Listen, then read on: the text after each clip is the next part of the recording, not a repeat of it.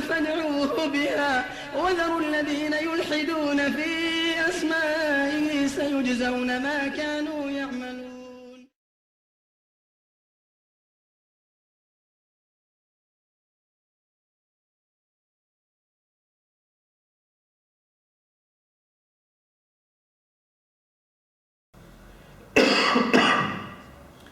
Okay, we will start the final name now, inshallah, which I'd like to discuss, Ash-Shakoor, which is on page 30.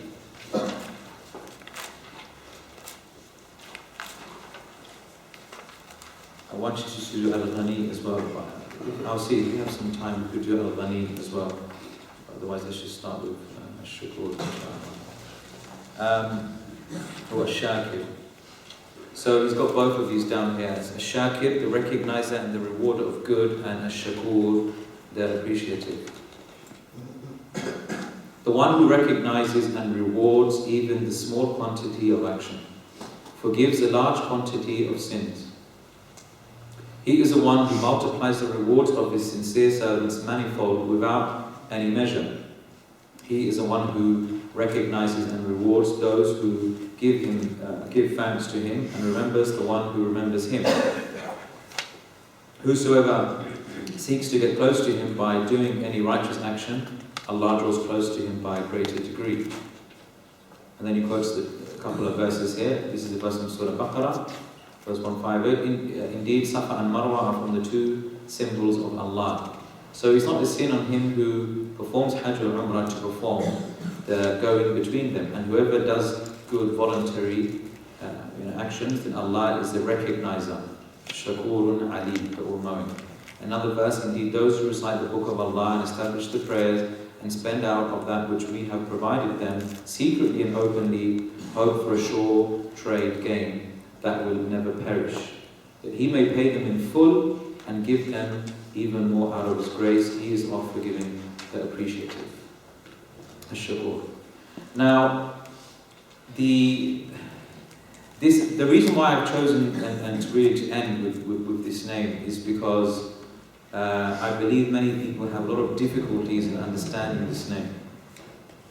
Because the word Shakoor or Shakir, okay, by the way, Shakoor has been mentioned 4 times in the Quran, and Shakir has been mentioned twice. Because a human being is also described as being Shakir and also Shakoor. But how do you usually translate it for regards to a human being? Someone who's Shakir is what? Huh? How do you translate Shakir for a human being? If he's Shakir, we say he is grateful. Okay? So, how does this apply to Allah subhanahu wa ta'ala? Obviously, both terms Shakoor and Shakir come from the word Shukr. And as we know, Shukr means gratitude. Okay? And when does gratitude arise? When someone has done some goodness and shown you some goodness, isn't it? You are grateful to that person. And it's as if the connotation is that the person has received something that he needs, so he's grateful to that person. Like we are in need of Allah's guidance, His provisions, etc. And therefore we are grateful to Allah subhanahu wa ta'ala. But Allah is in need of nothing. He doesn't need anything. So why should He be grateful to us? Okay, and this is where the ishkal or the ambiguity arises. Now, to understand this point, the best way to understand shukr or gratitude, as the scholars would say, ma'arifatul insan, ihsan. That's what it really means. Irfanul ihsan wa nashri. It's essentially, shukr really means a person acknowledges an act of kindness. Acknowledges the act of kindness. That's the essence of gratitude. Most people, though, when it comes to gratitude, if you were to ask them, okay, and I think I've asked you this before, I don't know, but let me ask you this. How are you grateful to Allah? How do you manifest your gratitude to Allah? It's a general question. It's not a trick question. It's you worship Him, you thank Him, okay? You be obedient to Him, good. Okay, so that's what I was expecting. But there's very few people that would say you are grateful to Allah by recognizing that He is giving you that blessing. Now think about it from this perspective. If you don't recognize you've received a blessing from Allah, will you even be grateful to Him? Yeah. Being grateful to Him by thanking Him with your tongue and performing ibadah is based on the premise that you have recognized that He has blessed you. If you don't recognize that point, you're not going to bless Him for it. You're not going to, be grateful to Allah for that. And that's why the scholars will always say that in terms of the pillars of gratitude, okay, the most important and key pillar for gratitude is al-ma'rifah, is acknowledgement and recognizing the fact that you have received the blessing. It's not just expressing it upon the tongue. How many of us express gratitude on the tongue and there is nothing in our hearts? We eat food and automatically we say, Alhamdulillah, we praise it. It's become a habit. And for many of us, we say it because if we don't say it, it just seems wrong. You know. But inside of your heart, there's nothing there. It's empty. There's no form of, love and real appreciation of what Allah has given to you. It's not there. It doesn't exist. And that's what we really need. Okay. But anyway, I'm going to come back to the pillars of gratitude later. But so for Allah, how do we understand this in light of Allah? He recognizes our good actions. That's what we mean. And that's why in a good translation, the recognizer and the rewarder of good. The appreciative. He's the one who appreciates our good actions, which is the essence of shukr. Because we said the essence of shukr is not being grateful, it's not thanking. That's not the essence. The essence is what? Recognition of the good. So Allah, He recognizes our good deeds and He appreciates them. And He appreciates them. Now, it's quite interesting that in the Arabic language we use the word shakoor also to refer to an animal which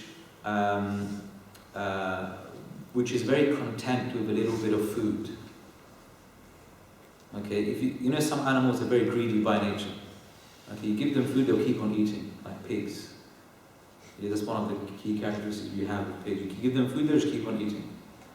Certain animals, okay, they will suffice with a certain amount of food. For example, cats. Certain animals, or birds, for example. You give them a certain amount of food, and they'll eat until they're full. They have their amount, and then that's it. They'll just move on. They'll do what they need to do. So there's this idea of being content with a small amount. So even animals can be described as being shakoor. Okay. Now, and that's why in a hadith, حَتَّى إِنَّ الدَّوَابَ لَتَشْكُرُ مِنْ لُحُومِهِمْ. And even from animals, there are those that are grateful for what they have. Okay, and they appreciate what has been given to them. So Allah subhanahu wa ta'ala, when we apply it to Allah, we describe it as being, He is the one who appreciates the small good actions that we do. The most smallest of good deeds, Allah will appreciate. He will appreciate it, and He will love it, and He will reward greatly for a small action that you do. For a small action. What are the most beloved deeds to Allah? أَحَبُّ الْأَعْمَالِ إِلَى اللَّهِ أَدْوَمُهَا وَإِنْ قَلَّ. The most beloved deeds to Allah are those that are most consistent, even if they are small in amount. Okay, human beings, on the other hand, they just like to see lots of everything in large quantities before they become appreciative. But Allah, that's not the case. Now, just to give you an example, a manifestation of how Allah is Shakoor, Rasulullah said it very famous in one of the hadith according to Bukhari. Okay, إِذَا هَمَّ الْعَبْدُ بِحَسَنَةٍ فَلَمْ يَعْمَلْهَا كَتَبَهُ اللَّهُ عِنْدَهُ حَسَنَةً كَامِلَةً. that if a servant intends to do a good deed, and he doesn't end up doing the action, Allah will write it down with him as one complete reward. And if he ends up doing it, Allah will write it down as 10 hasanat, up until 700-fold. This means, brothers and sisters, if you just intend to do a good deed, Allah will reward you automatically just for the intention. And if you end up doing it, Allah will multiply it by 10 straight away. Okay, up until 700-fold, depending on the quality of the deed. And the scholars, they say, now the person who doesn't end up doing the action, is that because there's some sort of impediment there or some sort of barrier? And by agreement of all scholars, if, for example, you intended to you intended to perform Qiyam al-Layl, okay? You overslept. You didn't hear that alarm. Will Allah reward you for that Qiyam? Yes. You'll be rewarded. What about if the alarm clock went off? Okay? And you switched it off and you said, I am just too tired, I can't pray. You are still rewarded for that initial intention that you had. You're still rewarded. And that's why the scholars will always say, make intentions for good deeds, even if you think you won't end up doing it. Because by Allah, the more intentions you make, the easier Allah will facilitate it for you at the end. Now imagine a person said to himself, oh, I'm a very lazy person, so to perform Qiyam al-Layl is something which is really difficult. I'm never going to do it. Do you think this person will ever perform Qiyam al-Layl? Never. With an attitude like that, he will never. But if he said to himself every single night, I intend to perform Qiyam al-Layl, and he does something practically to help him to do it, even though he thinks it's unlikely that he'll end up doing it, Allah will still reward him and He will bring him closer to that deed until he eventually performs it and he's consistent upon doing it. You take one step to Allah, Allah comes to you running. That's one of the meanings, the implications of Allah being Ash-Shakoor. And this is a hadith, Rasulullah said this, that you take one step to Allah, Allah He will come to you running. Okay? So, and if you end up doing the action, okay, Allah multiplies it by 10 straight away. But when it comes to sin, it's different. And this is beautiful. Rasulullah said, Man hamma bi sayyi'atin, that whoever intends to commit sin, فَلَمْ يَعْمَلْهَا, but he doesn't do it, Allah will give him a reward for that as well. But that's on the condition that he changed his mind. Okay? Not because there was some impediment there. If there was some barrier that prevented him from, for example, you want to go and murder someone, you run into the kitchen, look for a knife, you don't find a knife. Okay? You're not going to get reward because you didn't kill him. In fact, you probably earn a sin in the hereafter because you intended to kill that person. There's no worldly consequence though. You won't be, punished in the world because you didn't end up committing that sin. But if you end up changing your mind, then Allah will reward you. This shouldn't give you the license to start saying to yourselves that let me start intending to commit evil and then change my mind at the last minute and that way I can earn some reward. You shouldn't do that because the person who feels safe in doing so, he's playing with his deen. He's playing with his iman. Because who knows, after you make that intention to commit that evil, your heart's going to be attached to that sin. And you won't be able to stop yourself in the future. So never put yourself in that position. Never, ever. I mean, I remember there was a brother who, he said to me that, I wish the Dajjal was here now.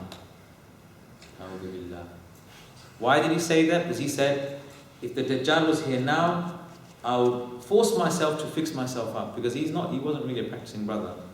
But if the Dajjal was here, I'll be able to force, I would have to join the right camp. I'll have to join the believers. I'll have no choice then. SubhanAllah. A believer never feels safe from his own self.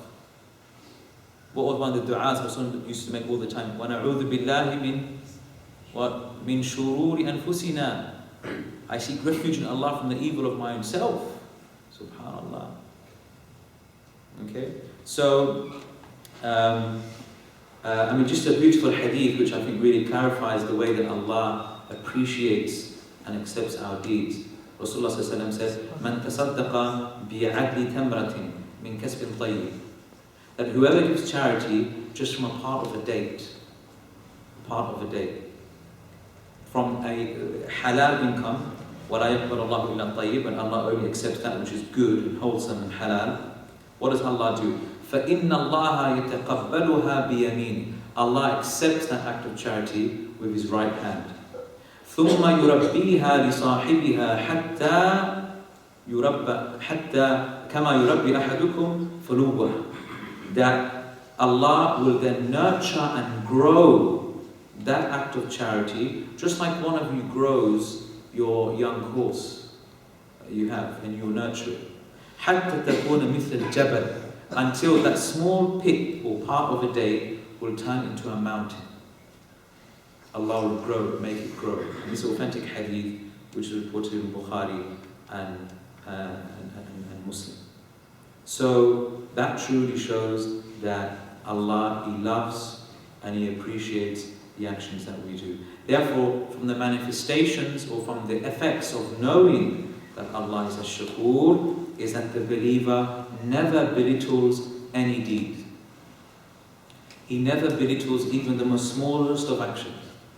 And we are living in a time where obviously the Ummah is suffering from a number of calamities and disasters and wars and conflicts. And so sometimes people, they lack insight. And so they rush into things thinking that this is what we need to be doing and we shouldn't be concerning ourselves with other things. Let's put aside fiqh and aqidah and these issues. We should be concerning ourselves with the affairs of the ummah only. And they fail to understand that it's when you learn your fiqh and your aqidah that you are actually correcting the affairs of the ummah. Umar ibn Khattab radiallahu anhu, he wrote a letter to Sa'd ibn Abi Waqqas, who was the leader of the Muslims of Iraq at that time. And he said to him in this letter, well-documented letter, know that the only reason why we defeat them is because of their sins. And it's not because of our weapons that we have. So he said, because that's always been the case, the kuffar have been militarily more advanced than the believers. It's still the case today. So we don't defeat them based on military prowess. It's because of their sins that we defeat them. So therefore he said, if we commit sins like they do, they will defeat us. So go and command your soldiers to clip their nails and to remove their underarm hair. SubhanAllah. Look at what he is attaching importance to in a battlefield. In a battlefield, he's attaching importance to these matters. And then we have people today saying these are minor affairs. People who have this understanding, they do not understand, they don't understand the nature of the religion. They don't understand the sunnah of Allah, the universal laws of Allah, how He brings about change. How He brings about change. And the other day I was watching on YouTube, and some young Muslims who Allah guide us and guide them all. They were mocking their religion, and they were saying, looking at people who speak about fiqh, and these fiqh related issues, mocking them, and they would say, shut the fiqh up. Shut the fiqh up, they would say, mocking it as if, A'udhu Billah, this resembles a type of swear, that people say, and as if like, why are you concerning yourself with these things, these petty arguments? No, this is part of our deen. We don't distinguish between these, so-called minor issues and major issues. They're all major issues. As soon as we begin to belittle a part of the religion, and that is when we will fall into mistakes. And that's what Rasulullah said, لا تحقرن شيئا من المعروف. Don't belittle anything of good. Don't belittle any form of goodness. Like we said, even when it comes to hastening to break your fast, don't belittle that. Because the state of the ummah is connected to that. لا تحقرن شيئا من المعروف ولو أن تلقى أخاك بوجه طلق. Even if it means meeting your brother with a smiling face. With a smiling face. Don't even belittle that, because that is something which is really important. Rasulullah said, "Ittaqun nar walaw bi shiqqi tamratin." That, protect yourself from the hellfire, even if it means it is with a part of a date, giving it in charity. فَإِن لَمْ يَجِدْ فَبِكَلِمَةٍ طَيِّبَةٍ. And if you can't find even a part of a date to give in charity, then say a good word. Say a good word. But do not belittle good deeds. And that's really important.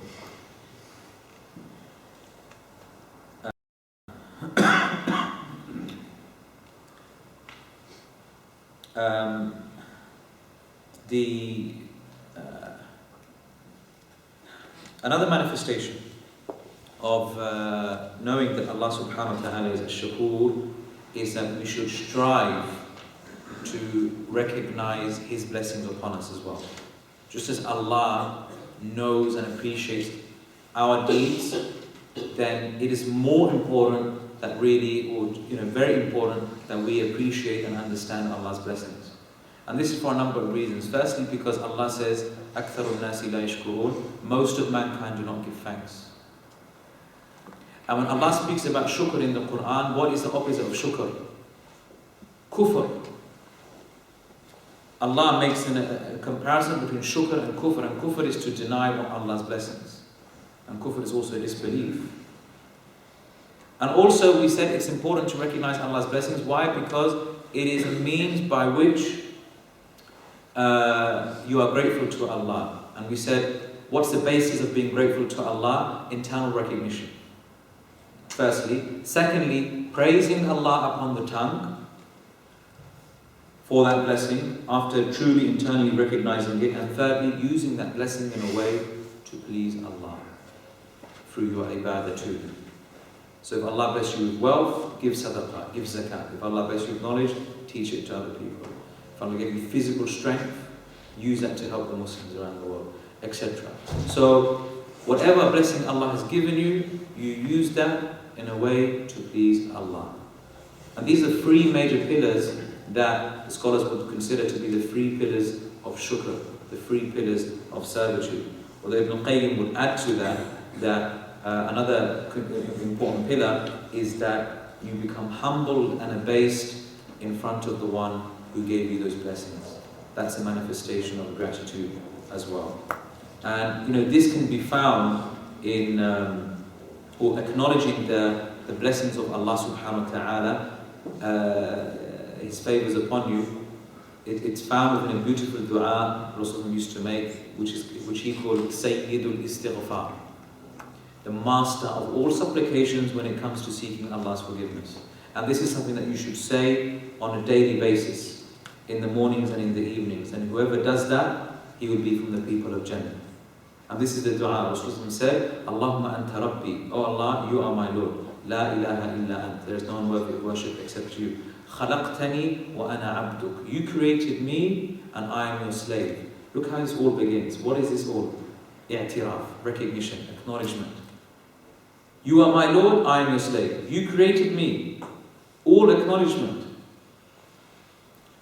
وَأَنَا عَلَىٰ عَهْدِكَ وَوَعْدِكَ مَا اسْتَطَعْتُ. And I am trying to follow your covenant and this pact that I have with you according to the best of my abilities. أَعُوذُ بِكَ مِنْ شَرِّ مَا صَنَعْتُ. I seek refuge in you from the evil that I have committed. أَبُوءُ لَكَ بِنِعْمَتِكَ عَلَيَّ. And I confer your favors upon me.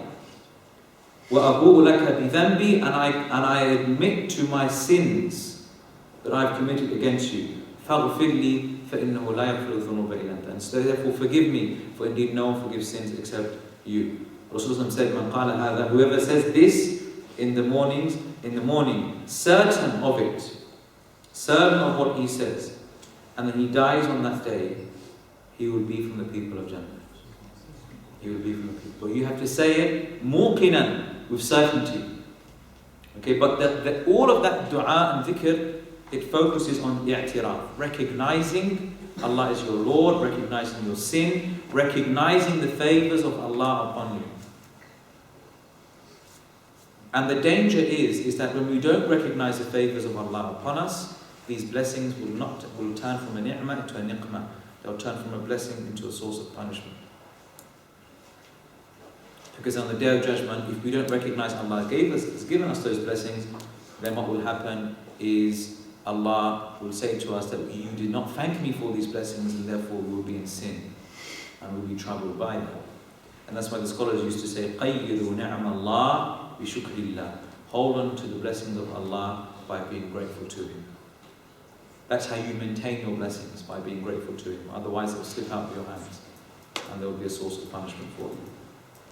So, I mean, there are many other reasons why it's important to be able to recognize Allah's favors upon us. But there's another important point before I conclude, because I really need to go, is that Rasulullah sallallahu alaihi wasallam, he said, "Man lam yashkuri nas, lam yashkuri Allah." That the one who doesn't thank mankind, he does not thank Allah. Why is this the case? Think about this very carefully. If you are not a person who thanks people, when seeing the source of that blessing is very easy. When someone gives something to you, it's very easy to make that connection between that blessing and that person. Isn't it? When someone gives you money, for example, you can clearly see that person has given you money. So you'll be grateful. It's easy to be grateful to that person. But it's difficult to be grateful to Allah. Why? We can't see Allah in this dunya. We can't see Allah. We can't see Him, giving us these things. In fact, what it seems apparent is that it's other people that are giving us these blessings. It's our own selves that are achieving these blessings. So therefore, if you can't be grateful to mankind, and without a shadow of a doubt, you will not be grateful to Allah. You will not be grateful to Allah.